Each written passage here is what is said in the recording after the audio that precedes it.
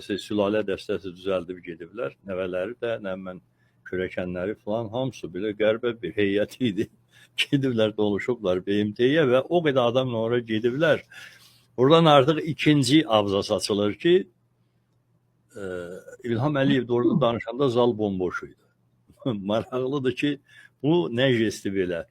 Bilirsiniz, yadıma nə düşür? Bilmiyorum, kənd toylarında olmusunuz yoxsa yox, palatka toyları o vaxtlar. Demək, kənd toyları adətən saat 1-dən sonra başlayırdı.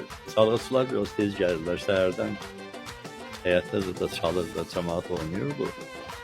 Toy əhli hələ gəlmədən, toyun başlamasına biraz qalmış, çalğıçılar gedirlər yeməyə, mağar boş qalırdı, boşalırdı.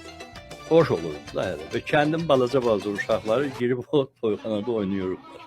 Abed vaxtı. Abed vaxtı. Tullanıb düşürlərdi, oynayırdılar, imitasiya edirlər də rəqsi. Balaca uşaqlar, 4-5 yaşında uşaqlar artıq.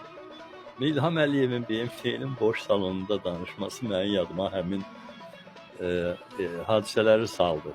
Həmin xatirələri gətirdi. Bir təşəkkür də elədim. Uşaq vaxtı kənddən falandan yığdığımız təəssüratlar təzədən yadıma düşdüyünə görə